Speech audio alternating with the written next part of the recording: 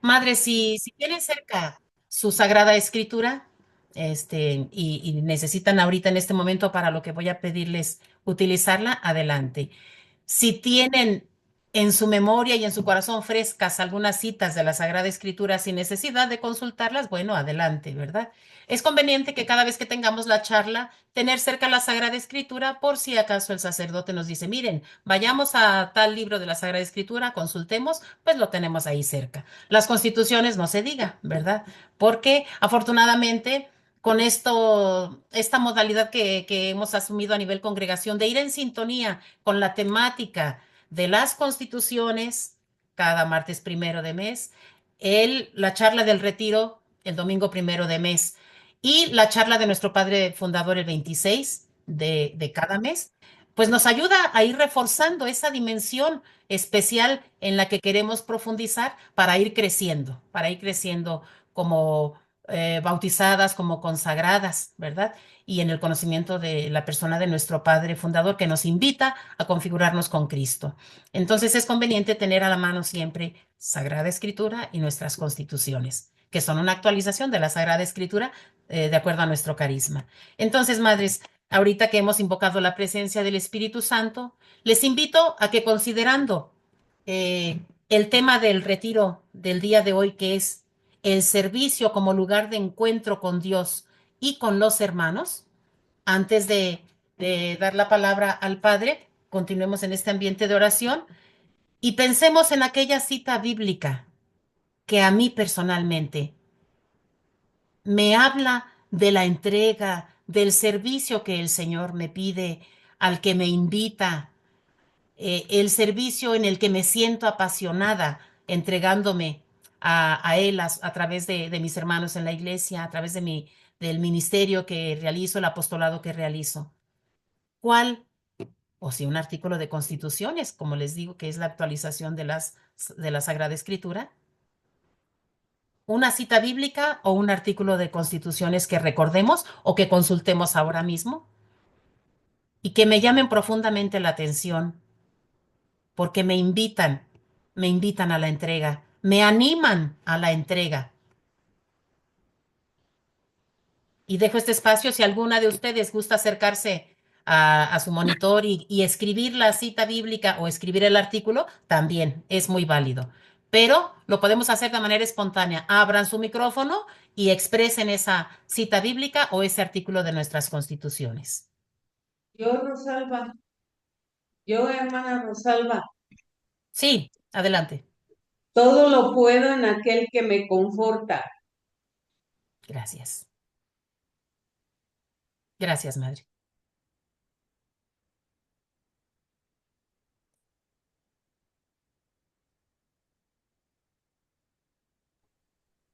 Dios ama al que da con alegría, y nadie me quita la vida, yo la doy. Así como el artículo 414 de nuestras constituciones. Gracias. No solo de pan vive el hombre, sino de toda palabra que sale de la boca de Dios. Madre, tanto amó Dios al mundo que entregó a su Hijo único para que todo el que crea se salve.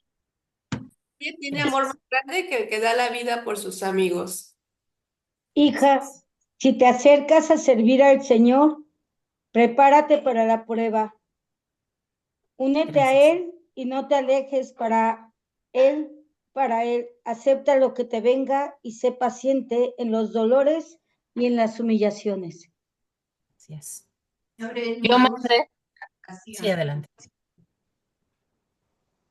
María salió presurosa al encuentro de su prima Isabel para servirle. Muy bien, gracias.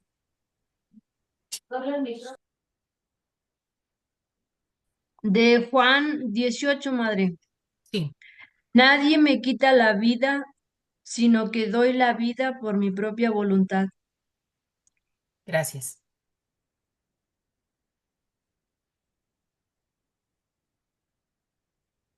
Que estas palabras, tanto de la Sagrada Escritura como de nuestras constituciones, nos animen a continuar dóciles a la voluntad de Dios que nos pide entregarnos a ejemplo suyo, que es lo que vamos a reflexionar en este día a través de la charla. En el nombre del Padre, del Hijo y del Espíritu Santo. Amén.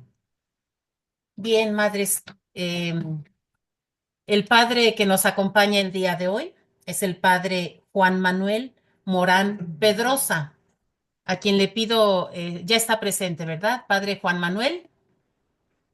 Sí, hermana, aquí estamos. Gracias, padre.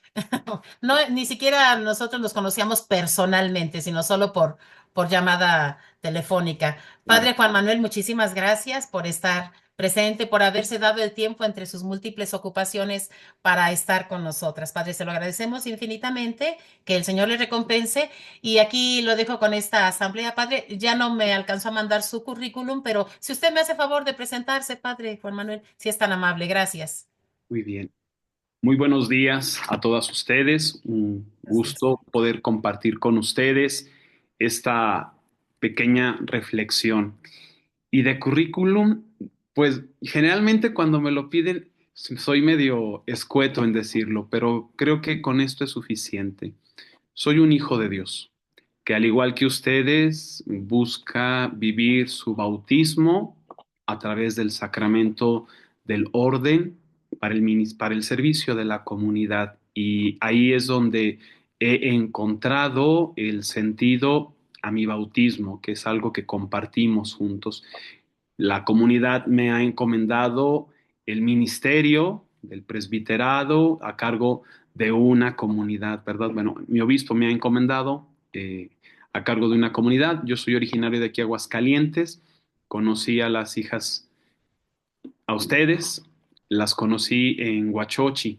A mí me tocó la transición entre salía una comunidad y llegaba otra y me tocó conocer a la hermana Juanita y a quienes estuvieron en su momento ahí con mucho gusto y con mucha alegría. Y bien, si quieren, para poder comenzar la reflexión, yo le envié a la madre unas hojitas, no sé si se las haya compartido, se las quiera compartir, para que las tengan ustedes ahí, para que las impriman, si quieren proyectar. No quiero dar como lectura porque no me tardaría, pues, pero sería como muy monótono.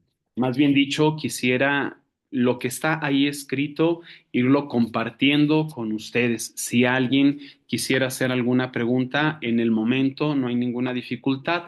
El chiste es de que las hojitas que les están compartiendo, que les compartieron, puedan servir para su reflexión personal. Bien, como nos decía la madre, el tema que queremos reflexionar es el servicio como lugar de encuentro con Dios y con los hermanos. Yo quise resaltar dos palabras de este título: servicio y lugar de encuentro, o como lo conocemos nosotros de manera muy intelectual, los lugares teológicos donde Dios hoy acontece. Y quisiera comenzar la reflexión con un elemento principal: la relacionalidad. Ustedes saben que en el libro del Génesis, en el capítulo primero, versículo 26 y 27, aparecen dos frases, dos textos que nos hablan sobre, y dijo Dios, hagamos al hombre a nuestra imagen y semejanza. Y luego en el 27, creó pues Dios al ser humano a su imagen, a imagen suya Dios lo creó, hombre y mujer los creó.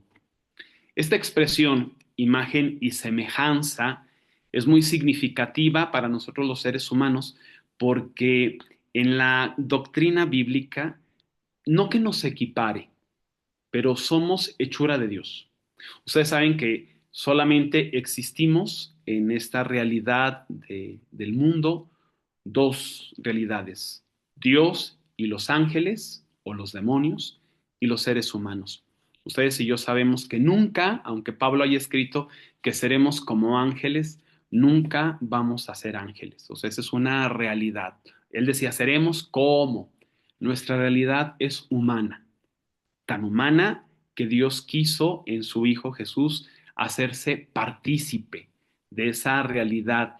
Y esta implicación de la imagen, pues obviamente nos habla de la dignidad humana, de que Dios nos puso en la tierra con autoridad para poder gobernar al resto de la creación, que tenemos esa capacidad de poder desarrollar cualidades divinas como el amor, la empatía, la justicia, que por tener esta condición humano y espiritual, el alma, el ánima, podemos decir que es propio de la naturaleza divina y que Dios nos la comparte. Por eso nuestro cuerpo está animado, tiene ánima, ese movimiento inmanente que existe en nosotros, pues obviamente nos permite tener valores, como lo les decía, el amor, la empatía, la justicia, la alegría, la felicidad.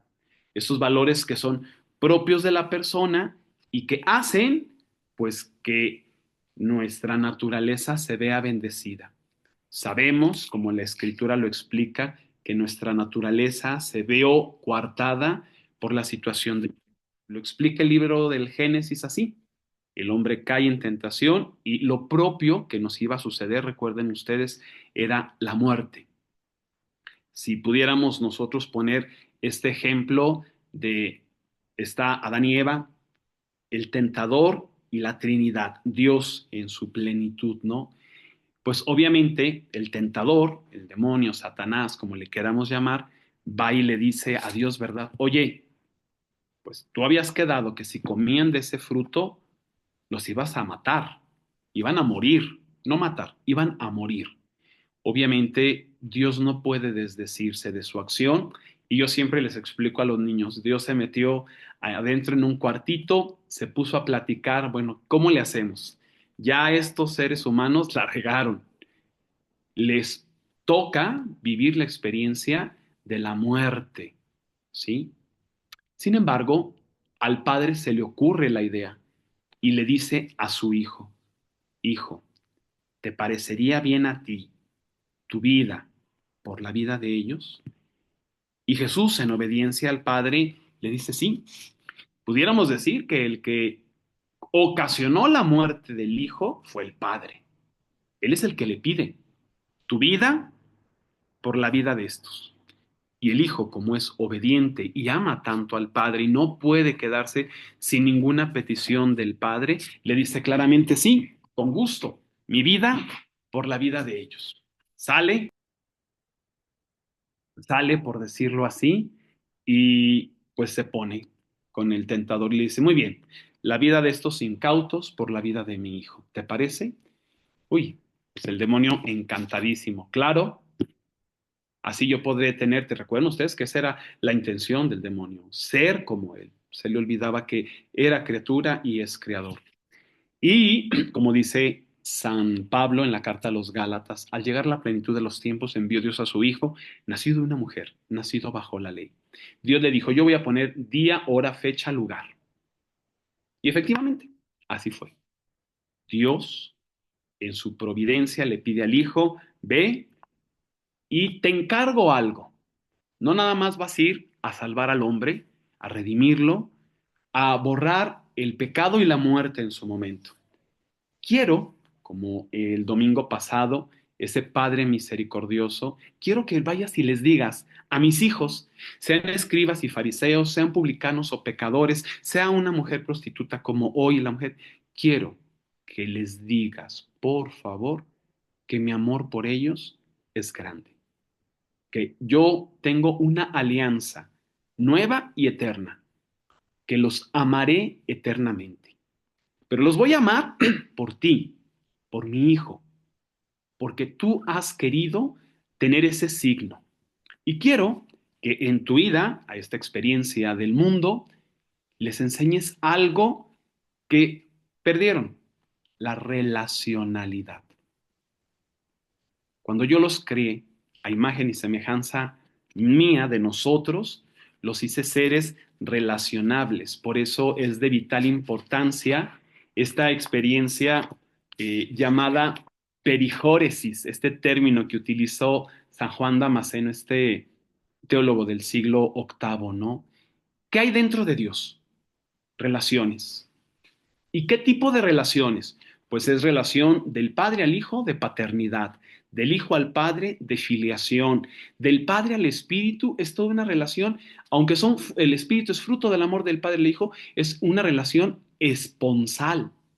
Del hijo al espíritu Es toda una relación de maternidad. Recuerden ustedes, aunque nosotros decimos, como muy coloquialmente, Dios es mi padre, María es mi madre, pero nosotros sabemos, como Lucas nos lo reveló hace 8 días, Dios es padre con entrañas de madre. Ese útero del que habla el texto, utiliza litúrgicamente, recordarán ustedes el domingo pasado, utiliza litúrgicamente la expresión se conmovió profundamente. A mí se me hace como una expresión muy cortita.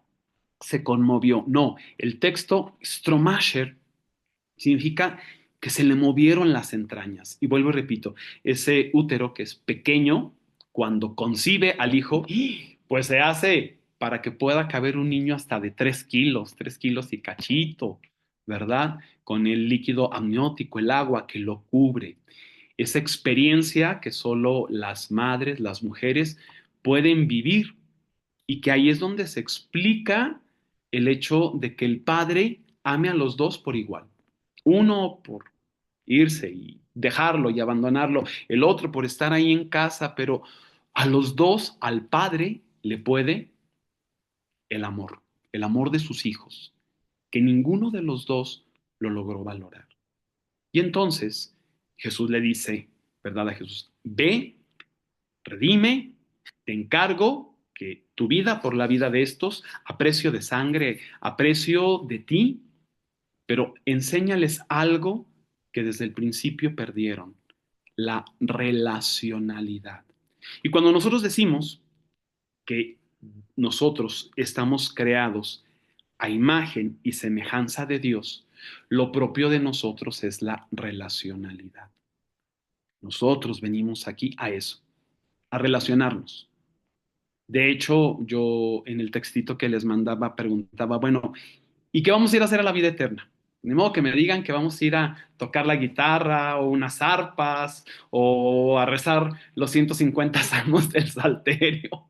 Yo le dije a nuestro Señor, no, no, no, no, no, yo zafo, yo no. Bueno, o sea, sí está bien, vamos y te canto. Pero si tu vida ha sido una vida de relación dentro de Dios, lo propio de Dios y lo que Dios, si lo pudiéramos decir de esta manera analógica, Dios se relaciona todos los días y a cada momento porque Dios es relación. Nosotros que fuimos creados a su imagen y semejanza, lo propio de nosotros es la relacionalidad.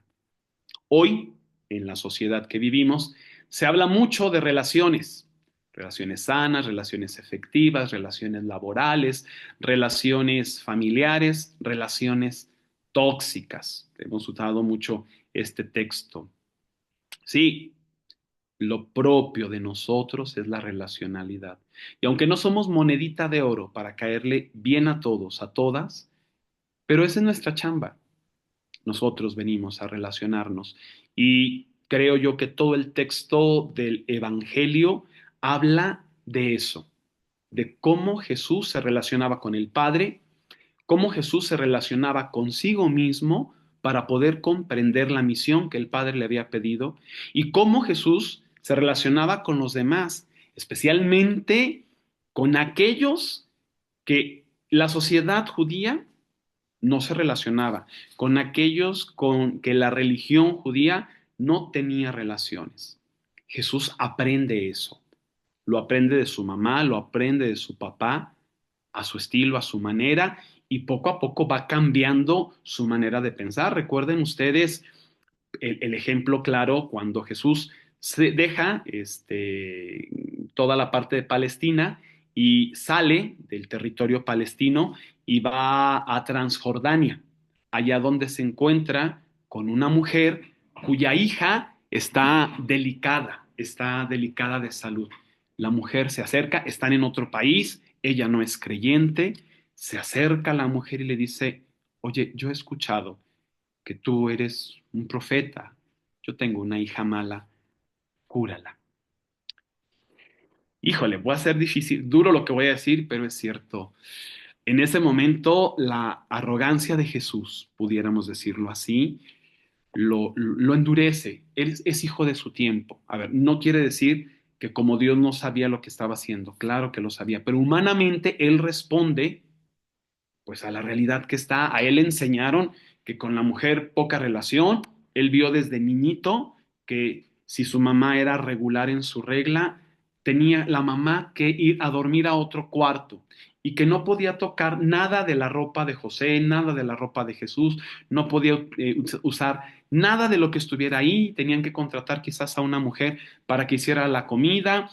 Me explico, porque todo quedaba contaminado. Entonces, pues Jesús aprende eso, aprende de la relación con la mujer a que tiene que ser limitada. Sin embargo, esta experiencia yo le llamaría experiencia de conversión. A ver, no me estoy refiriendo a conversión en sentido moral, sino en el pensamiento de Jesús, porque fue muy duro con aquella mujer. Le dice, ¿verdad? Yo no he venido a darle nada a los que les dicen, la traducción litúrgica es muy bonita, ¿verdad? Perrito, a los perritos. La mujer es contundente y le da una cachetada a Jesús con guante blanco. Y sí, sí, cierto, Señor, eso que tú dices. Que nosotros, a los que ustedes nos dicen perros, porque nada más había o judío o perro, paganos, también comemos de la mesa, de las migajas que traen, que caen de la mesa de nuestros amos. Qué golpe tan fuerte para Jesús. O sea, disculpen la expresión, a lo mejor no es muy adecuada, ¿no? Pero, híjole, se quedó como seco, como, híjole, decimos así vulgarmente, ¿no? Como un perrito con la cola entre las patas. O sea, ya la había regado. Recapacita Jesús y sin embargo dice, mujer, qué grande es tu fe, que se haga lo que pides. Generalmente los evangelios, cuando Jesús entra en relación con gente que no es judía, que son varios textos, piensen ustedes, el jefe de la sinagoga, o el centurión, por ejemplo, pues es gente que no es judía, o sea, los que están a cargo, ¿no?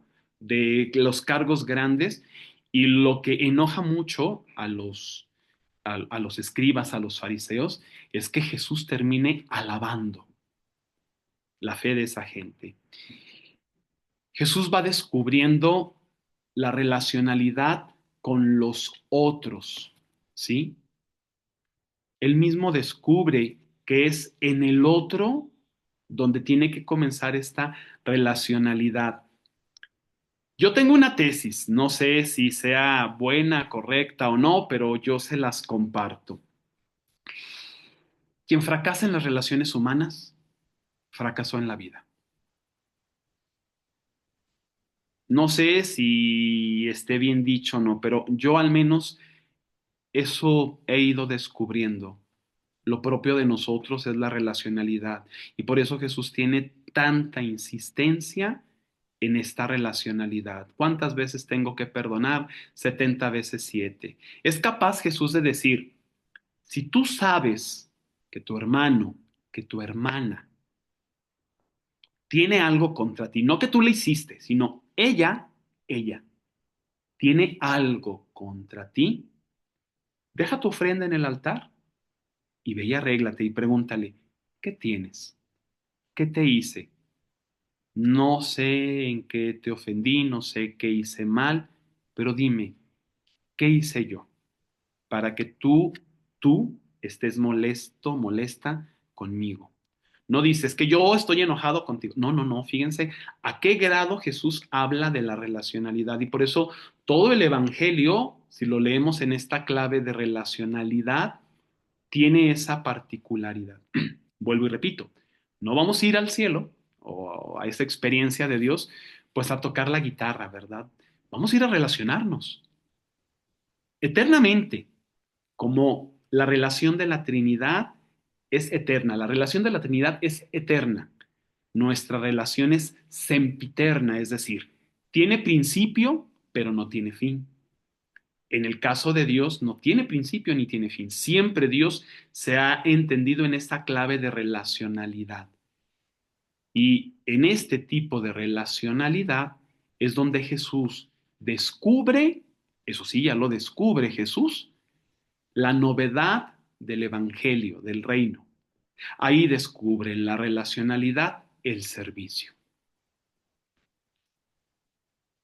¿Dónde? Pues Jesús va buscando estos lugares, les llamamos nosotros lugares teológicos, ¿verdad? Lugares teológicos para la relacionalidad. Yo sé que no es una clase, es una reflexión y no me voy a meter pues en estos temas más como de tipo psicoespirituales sobre las relaciones empáticas. No, no, no. Jesús nunca nos pensó en el templo. O sea, Jesús nunca nos dimensionó adentro. Él fue muy religioso. Iba a las celebraciones, practicaba la fe judía, practicaba la experiencia, pero descubrió cómo sentirse amado y descubrió que él se sentía amado sirviendo, ¿verdad? Esa fue como la gran novedad que Jesús se descubre y descubre esa experiencia como servidor al Padre, no un servilismo, no, no, no, un servidor. Y descubriéndose él servidor, descubre también lugares que nadie visualiza. ¿Sí me explico? El mundo judío, por la forma en que concebía la religión, recuerden ustedes que antes no había antibióticos, no existían medicamentos químicos como tal. Existía la medicina natural, se curaban con plantas, con elementos fermentados. Había esta forma, le llamamos nosotros medicina más homeópata. No, no es el término quizás como tal, pero pues era lo que ellos vivían y necesitaban reforzar ellos todas las medidas de seguridad para no enfermarse. Por eso el libro del Deuteronomio está plagado de una serie de normativas que tienen más que ver con el, lo ritual, lavado de manos, de pies, limpieza, porque pues el cólera, la disentería, todas estas enfermedades gastrointestinales, la gripa, la tos, pues si no cubrían ese tipo de situaciones, pues se enfermaban y morían. En tiempos de Jesús, lo más que se podía, el anciano más anciano vivía 50 años. Nosotros podemos decir, no, la gente vive más, no. O sea, los microbios se enfermaban y entonces por eso tuvieron que llenar la ley de toda una serie de requisitos sobre elementos de limpieza y de pureza, lavado hasta el codo, todo este tipo de situaciones. Y pues obviamente, vuelvo y repito, Jesús no quería que sus seguidores pues siguieran como ese estilo, ¿no? Adentro de un templo con toda una ritualidad. Y entonces nos mira y piensa en ellos y en nosotros desde esta experiencia de discípulos misioneros. Entonces, por eso para Jesús es importante el salir. Salgan, vayan y abran la mente, el corazón de la gente, los ojos, y díganle a la gente que mi Padre los ama. El hecho de que yo llegue y le diga a alguien, Dios te ama, híjole, pues no dice mucho, ciertamente, no dice mucho. Pero ¿qué pasa si yo demuestro ese amor a través del servicio? Y entonces, el servicio es una forma muy especial de poder vivir la manera como Jesús se vivía amado. Lo que Jesús hacía era regresarle la dignidad a aquellas personas que la comunidad, el ritualismo, la forma religiosa se los quitaba. Y entonces Jesús comienza a visualizar y tenemos ahí algunas pistas donde pues Jesús habla con ellos. Claro, los evangelistas van pues como acomodando la situación, pero va diciéndoles que esta parte de relacionalidad se va a dar en la medida en que aprendan a servir. Y por eso en Marcos les dice, ¿verdad? Porque ni aún el Hijo del Hombre vino para ser servido, vino a servir y vino a dar la vida por rescate de todos ustedes. Mateo, al final de su evangelio, en el capítulo 25, les dice, ¿verdad? Y les vas a decir, dice el rey, ¿verdad? Yo les digo que cuando uno de ustedes se lo hicieron al más pequeño de los míos, conmigo lo hicieron. Jesús identifica el servicio a los demás como un servicio a sí mismo. Pablo descubre que esta relacionalidad se da en el servicio y les va poniendo, ¿verdad? En Gálatas 5 les dice, porque ustedes, hermanos, fueron llamados a la libertad. Les pido que no usen esta libertad para la ocasión de la cárcel, sino al contrario, para que sirvan por amor los unos a los otros. En Filipenses les dice, ¿verdad? Nada de lo que hagan lo hagan por contienda, por a ver quién gana el cargo, por a ver quién se queda con esto, o por vanagloria. Siempre háganlo con humildad, reconociendo en los demás el don que Dios ha puesto en ellos como si fuera un don propio. Y ahí entiende la importancia de la humildad como servicio. Es muy interesante porque, pues, el hombre, los primeros cristianos, van descubriendo esto. Esto no está en la revelación así, de manera, no. Esto nos ha llevado tiempo para poder reflexionar y entender que esta relacionalidad tiene su mejor expresión, vuelvo y repito, en el servicio. Bien, ¿en qué lugares se sirve? ¿Dónde servía Jesús? ¿Dónde? ¿Dónde? Nosotros entendemos, ¿verdad?, como lugar teológico esa expresión de ahí hay encuentro. Recuerden ustedes que toda la escritura nos va hablando de diferentes encuentros. Jesús tenía encuentros con las personas. Por eso fue efectiva la vida cristiana, no fue de masificación. Era, como decimos nosotros hoy, face to face, cara a cara. Y entonces, yo no sé si ustedes han visto esta serie, espero la vean o se den el tiempo. Se llama Los Elegidos, The Chosen. Tiene 3 temporadas. Lo hicieron, obviamente, los hermanos separados, pero déjenme, les comparto a mi manera de ver. A lo mejor habrá algún hermano sacerdote religiosa que diga, no es como muy relevante, pero nos enseña, nos ayuda a poder descubrir este Jesús histórico, cómo abraza. A mí me llama mucho la atención la manera como Jesús trata en esta serie a las mujeres. Me llama mucho la atención esas expresiones tan bonitas cuando ponen a Jesús y están caminando o están en la barca y Jesús se le ocurre y agarra del cuello a Pedro y lo abraza. Estas expresiones, estos lugares de ternura, estos lugares de encuentro que muy probablemente Jesús privilegió, que lamentablemente, no lamentablemente, los evangelistas no lo ponen porque ellos ven la necesidad de descubrir la divinidad de Jesús y no centran tanto en la humanidad. Eso lo sabemos hoy, más bien dicho, por los estudios de la crítica literaria que se hace tanto a la Sagrada Escritura como a la arqueología bíblica y que nos han ido dando elementos para poder reconstruir un poco mejor el contexto de Jesús. Pero vuelvo y repito, muy probablemente en tiempos de Jesús los lugares teológicos fueron estas experiencias donde él fue descubriendo que había relacionalidad del proyecto de Dios con lo que el proyecto busca, diría San Ignacio de Loyola, ¿verdad? El poder empatar la voluntad de Dios con la voluntad nuestra. Hay un libro que les recomiendo, si alguien lo quisiera leer, se llama La danza de los íntimos deseos, de Carlos Cabarrús, un jesuita.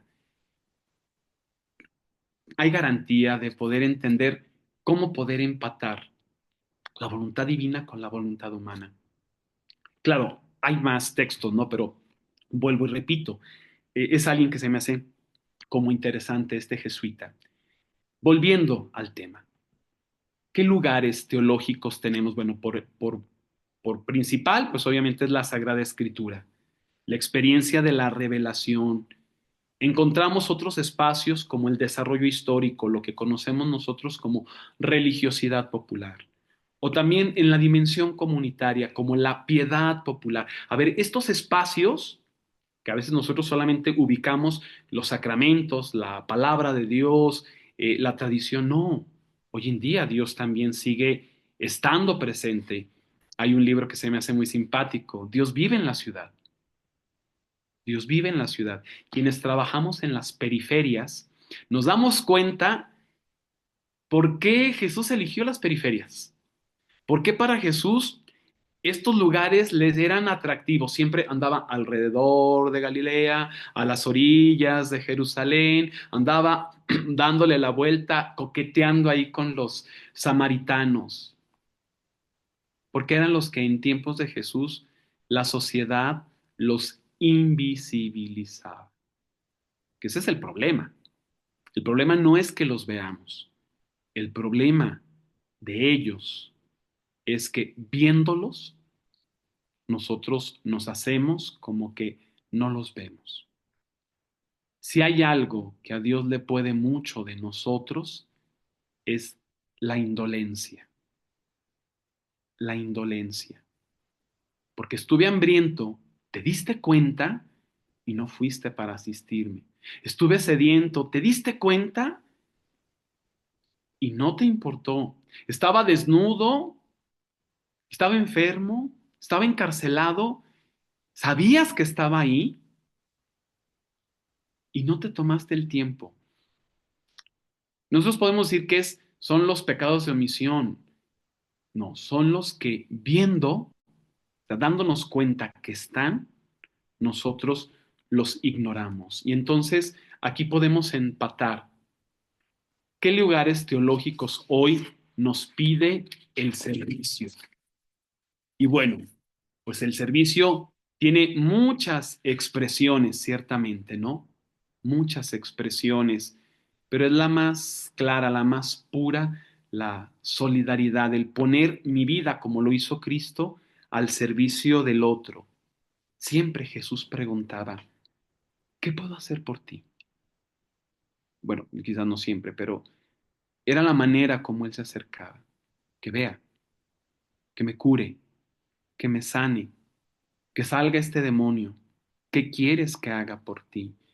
Si nosotros, queridas hermanas, somos prolongación de Cristo por el bautismo, o sea, Cristo se prolonga a través de nosotros, a nosotros nos toca ir a estas realidades que hoy el Papa, en su texto de la Evangelii Gaudium, nos vuelve otra vez a poner, a refrescar. Hay una pregunta que yo les pongo ahí en el texto, ¿verdad? ¿Por qué los pobres son la opción de Jesús? Y la respuesta es simple. A ver, no es una demagogia, no es una ideología como hoy en la política mexicana y en las políticas, ¿verdad? De derechas, izquierdas se habla. No. Hay una realidad por la cual Jesús visibiliza esos espacios que nadie quiere visibilizar. Y la razón es esta, porque teniendo la misma oportunidad que yo tengo o tienen los demás, esa posibilidad humanamente le fue negada. Esa es la razón de la opción de Jesús por los pobres, no hay otra.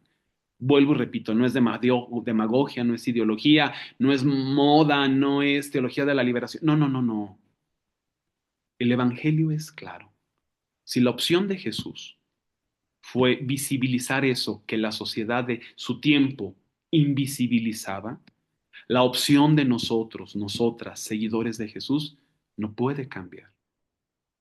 Porque teniendo la misma posibilidad esa gente de poder salir adelante, de tener lo necesario para vivir la relacionalidad, le fue negada. Yo pregunto, y lo dejo en una reflexión para ustedes, perdón. Es que mi silla se baja mucho, perdón. Yo pregunto, a un pobre le van a dar ganas de resucitar. Cuando en la vida le fue mal, disculpen la expresión, vivió jodidamente. Nadie lo visibilizó, Nadie se atrevió a decirle, tú también eres un hijo amado del Padre. Pues ese fue el trabajo de Jesús. Ese fue. El llegar a esos lugares donde esa sociedad judía los decía no valen para poder decirle a él, como le dijo, ¿verdad? A Nicodemo, como le dijo a Zaqueo, tú también eres un hijo de Abraham, tú también eres un hijo de Dios. Ese era un rango muy alto. Y a nosotros, queridas hermanas, si es opción de Jesús, es opción nuestra. Si Dios lo quiere, yo lo quiero. Así de sencillo y claro. Si Dios lo quiere, yo lo quiero. Y a mí me toca exactamente poder visualizar esos espacios, lo que decíamos ahorita, la preferencia por el pobre. Dice el Papa en su documento, la voz de los excluidos, de los que no tienen voz. La cultura del descarte, donde muchas personas son consideradas, dice el Papa, desechables. No podemos permitirnos que este sistema económico actual margine. Estamos en una situación, yo no sé si alcancen ustedes a ver la situación que está pasando a nivel mundial, con todo lo que está sucediendo con esto de los aranceles. Fíjense cómo estos países piensan en sus economías. Hoy, más que nunca, se hace realidad lo que el Papa, qué pena que ahorita esté el Papa en esta situación de enfermedad pero qué bueno que lo escribió antes, pero les aseguro que volvería a retomar otra vez Evangelii Gaudium para recordarnos otra vez esto. Piensen nosotros, cristianos, seguidores, seguidoras del Señor Jesús, en los que menos van a pensar. Ahorita están pensando en sus economías, están pensando en sus dineros, están pensando en sus espacios. Para nosotros es momento de pensar en los que estos hombres, estos países, están descartando literalmente. Nuestra mirada tiene que estar ahí y nuestro compromiso de servicio, ahí está. Porque la gloria de Dios es la gloria del hombre. Y ahí en el servicio, en esta experiencia de relacionalidad, cuando nosotros dignificamos a la persona, aquí no es en masas, esto es un trabajo, yo le llamaría muy artesanal, muy manual, como lo hizo Jesús, persona a persona. Y fue reafirmando en ellos la confianza de ser hijos amados, porque verdaderamente el desarrollo humano incluye a todos y a todas. El Papa en su documento, para poder hablar, sí, de esta relacionalidad y de este servicio, habla de la alegría del Evangelio. Hay un documento muy bonito del Papa Paulo VI que escribió él, allá poquito después del concilio, sobre la alegría. Ustedes saben que uno de los grandes problemas que tuvo el Papa Paulo VI, de verdad, un hombre a mi manera de ver extraordinario, un hombre extraordinario. Él al final de su vida vivió con una depresión muy grande. Más de 7,000 sacerdotes dejaron el ministerio, muchísimas congregaciones en su momento después del concilio tuvieron que cerrar, se disolvieron. Y eso le pegó muy duro a él, muy duro. Murió más por depresión que por otra cosa. Era fuerte el espíritu del concilio. Escribe él un documento sobre esto, sobre la alegría. El Papa lo retoma, porque sabe que en este tipo de situaciones, en este tipo de lugares donde hay experiencia de Dios, algo que se puede perder fácilmente es la alegría. Cuentan una pequeña historia de que un día Satanás tuvo una reunión con todos sus chamucos, los juntó a todos y les dijo, aquel que haga la mejor avería, es decir, que arrase con todo, ¿verdad? Lo voy a sentar a mi derecha. Va a ser mi segundo. Dicen que se fueron a trabajar todos los chamuquillos y después de un tiempo regresaron y cada uno fue exponiendo qué hicieron. ¿Ya? de los más viejos, empezó a decir, no, pues yo hice que la Tercera Guerra Mundial se desatara, no, yo hice que se desatara una guerra comercial, no, yo hice que creciera todo el mundo de la drogadicción, no, yo hice que en todos los hogares llegara la pornografía hasta el mundo infantil, y ya cada quien así fue hablando. Dicen que Satanás los escuchaba y dicen que había un chamuquillo, demonio chiquito así, como un tizón encendido. Y Satanás le preguntó, ¿y tú? Nada.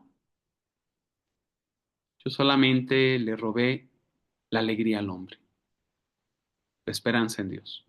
Dicen que Satanás se levantó, fue hasta su lugar, lo tomó de la mano y lo puso a un lugar. Eso es lo que tenemos que hacer. No es que el hombre deje de creer en Dios, que el hombre pierda la alegría. Los primeros cristianos se distinguieron no por el credo, sino por la alegría. Era algo tan característico, tan distintivo, y yo creo que una de las mejores expresiones del servicio es la alegría. ¿Recuerdan ustedes una expresión muy dura cuando el Papa todavía tenía un poquito años, ¿verdad? Que en una reunión se le fue la mano, ¿verdad? Y les dijo a las religiosas que no las quería con cara avinagrada, ¿no? Sabemos que en italiano esa expresión es muy grosera y se sintieron incluso muchas ofendidas, ¿no? Porque, pues lo dijo en italiano, a lo mejor si lo hubiera dicho en español, avinagrado, pues no es tan fuerte. Que nos digan, ay, estás avinagrado. No, no es una grosería. En italiano sí es, creo que es una grosería. Y entonces, pues eso, una expresión del servicio es la alegría de llegar a todos. El Papa enfatiza que la alegría tiene que estar especialmente a los que sufren. A lo mejor no vamos a resolver los problemas de los niños que están en la calle y pidiendo, de las personas que andan bandabungueando, no sé. Pero hay algo que sí no podemos perder nosotros. Si la presencia del Señor está con nosotros, a nosotros, a nosotras nos toca esa experiencia de la alegría. Y se manifestará también en otro lugar teológico como la solidaridad, como la dignidad humana de poder darle a cada persona su espacio, su situación, ¿verdad? En resumen, el servicio es un hermoso lugar de encuentro donde Dios se manifiesta y donde nuestros corazones se conectan con los demás hermanos. Al servir, no solo cambiamos la vida de otros, sino que también nos transformamos a nosotros, a nosotras mismas, descubriendo el verdadero significado de la vida comunitaria y de la esencia del amor divino. Hermanas, ¿con qué nos quedamos? Yo les puse ahí en el puntito 5 3 cositas chiquitas. 1. Alegría en el servicio. Desde nuestra trinchera, desde donde estamos, allí nos encontraremos con Dios y con el prójimo. El Papa menciona que la alegría del Evangelio llena el corazón y la vida entera de los demás que se encuentran con Jesús. Esto resalta cómo el servicio a los demás es expresión de alegría. 2.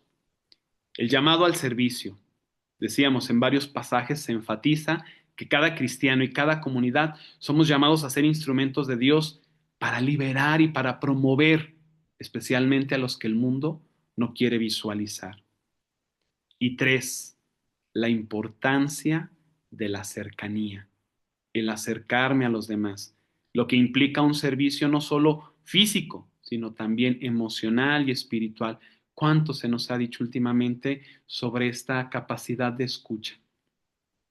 Tenemos que volver a estas buenas prácticas que la iglesia tenía, que no nada más se dan en el sacramento de la confesión para todos, cómo aprender a escucharnos, cómo aprender a discernir en el espíritu, esta forma que se trabajó mucho en la sinodalidad, ¿verdad? Cómo aprender a discernir juntos. Ahí también se da la experiencia del servicio. Ojalá, queridas hermanas, que estos pequeños puntos que les he compartido sirvan a ustedes. Habrá que descubrir en su momento más espacios. Habrá quizás otros espacios. Disculpen que a lo mejor yo no haya mencionado, pues, donde la mayoría de ustedes están, que son las escuelas, también son lugares de encuentro con el Señor. También ahí se da la maestra que se siente excluida, el alumno que se siente bulleado, la religiosa que se siente no valorada por su comunidad. No sé, hay muchos elementos que creo podemos en el momentito que van a tener de reflexión personal y me imagino de compartir, pues podrán ahí encontrar y preguntarnos, ¿verdad? ¿Qué espacios de encuentro con Dios tenemos? Les agradezco su atención, les agradezco que me hayan abierto las puertas de su computador, de su alma, de su corazón, de su vida, para poder compartir esta pequeña reflexión que el Señor me dice a mí y que yo les comparto a ustedes.